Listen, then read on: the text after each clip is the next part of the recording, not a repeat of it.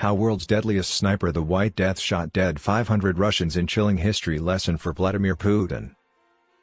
Vladimir Putin makes no secret of his desire to return his country to the glory days of the Soviet Union standing as a superpower. But over a decade before his birth, his beloved Red Army was terrorized by a single Finnish sniper, believed to be deadliest ever and dubbed the White Death.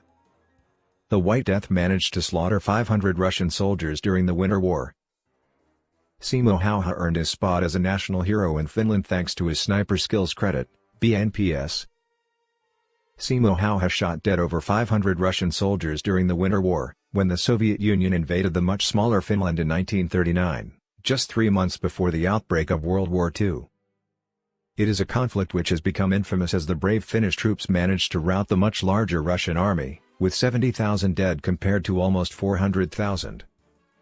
Donning his signature white hooded snowsuit, Simo nestled himself amongst the thick snow and remained motionless until he spotted his prey. Despite his kill list remaining a point of national pride for Finland, Putin doesn't seem afraid of rattling the next generation of Hayhas.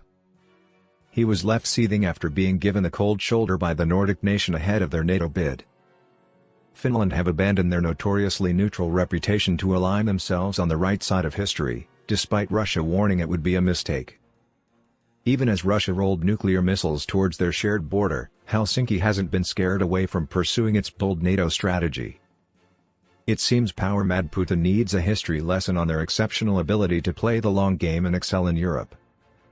Sniper Simo Hayha personified the country's incredible resilience during the brief but bloody Winter War in 1939. The magnificent marksman, who perfected his abilities by hunting animals in the woods where he was raised, patiently lay in wait for enemy troops in stinging temperatures of 40 C.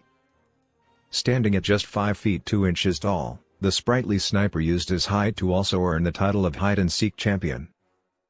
Hayha remained motionless, with his finger on the trigger, for hours on end, with only his trusty rifle to turn to. He became a monstrous myth among Russian soldiers, who tried to circumvent the snow chameleon for a fearful 98 days. The infamous assassin was only eventually hauled from the front line on a sledge after being shot by a bullet in his cheek. But it wasn't before he stained the snow with the blood of Soviet soldiers, averaging 5 kills per day.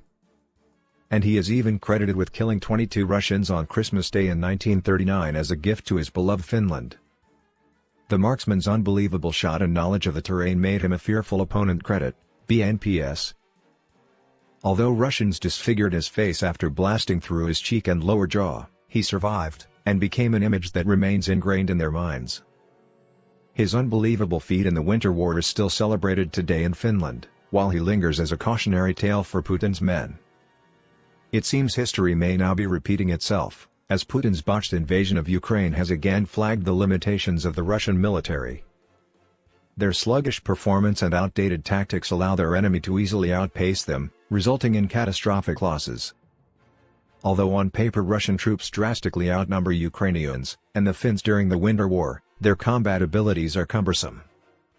The Russian president seems to be following in the footsteps of his impatient Soviet predecessor.